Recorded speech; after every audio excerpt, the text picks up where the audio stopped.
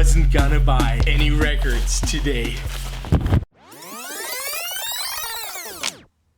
I bought another Bang & Olufsen 1202 turntable, and this time I'm gonna keep it. Isn't it beautiful? The seller offered it as non-operatable, and we're gonna find out how non-operatable it really is. When I plugged it in at the guy's house, I heard the motor running. I hope that it's only the belt that jumped off. This thing should be in a working condition as soon as I open it up and put on the belt. If the belt's off, we're gonna find out now. So now I'm taking off the platter, and what do you know, the belt is actually off. So let me take out the belt. It seems as this is the original belt that was on it. Oh, that's why it wasn't turning, because the belt jammed the rotation. Also, it seems that the metal kind of corroded. So now what I'm going to try to do is put the belt back on. This is a tricky thing to do because the platter has this little mark where the belt has to go in. I'm going to give it some tension here. Okay, it's on.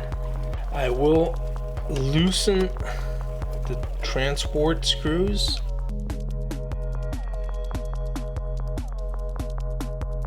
Let me put on the platter, see if the arm will actually move. Let me plug it in. Okay, now I'm gonna use a beat up record just to make sure that the needle don't hit the metal platter. Okay guys, you ready? This is gonna be the first spin. Let me see. Okay, we do have a light. Let me switch it to on. It's not doing anything.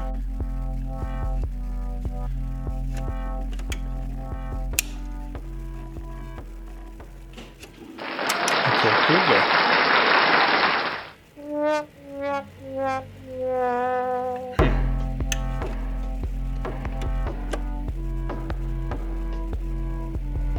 The arm is in a position where it doesn't want to move.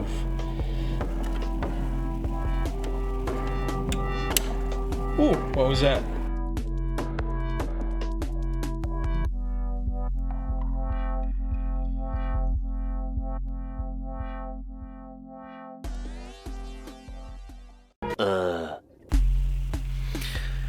As usual, something looks really easy and then turns out to be big ass complicated. So it happened with this freaking turntable. I spent like an hour trying to get it to work until I opened it up and tried to find the problem that was causing the arm to be in a kind of fixed position. It wasn't moving without force, so I figured, well, I'll just lube this thing up when I open it and then I'll see if it works. Well, I am a handyman, but my actions are limited when it comes to these fiddly mechanics of turntables, so I'd rather have a pro take care of that turntable, especially because 2 years ago I owned a 1202 and that was in a not as good cosmetic condition than this one, but it worked right away. And I think the problem goes to not only the mechanical part of the arm movement, it also is related to that dialing knob that I never really liked. And in that 1 hour of me fiddling around with the turntable, I did regret buying the Bang & Olufsen. So I looped it. It still doesn't work. It's a mess. I just don't know where to start. So I'm gonna put it back together, and then off it goes to my hi-fi guy, and he can take care of it, and I'm sure he will do a great job, because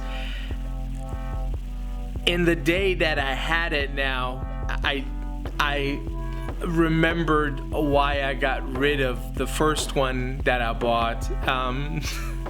It's a beautiful turntable, but I just don't like to use it. This knob is just ridiculous. So the turntable is not for me. I'm sure you can relate to that. There's just some devices that are beautiful or that are powerful or whatever, but you just don't have that emotional attachment. You don't like to touch him. It just doesn't feel right for you. And that's how I feel with this sucker back here. So I was blinded by the looks, and I fell for it a second time, but it's not gonna happen again. I promise. I'm ready to sell it again. It's just not working for me. So after it comes back from my hi-fi guy, I'm gonna just get rid of it. That has happened a couple of times to me with different hi-fi devices. I'm sure it happened to you too. You just can't go out to a store and buy a receiver from 1970 or a turntable from 1982. You'll have to hunt it down, buy it, bring it home, play around with it, and then you might end up not liking it, so you'll have to get rid of it again. I'm gonna leave you with some pictures of the previous Bang & Olufsen that I've owned. It's also a 1202. You can go and watch the movie to it right here. Other than that, if you like this video, consider giving me a thumbs up and subscribing to my channel, and I'll see you in my next video. Bye.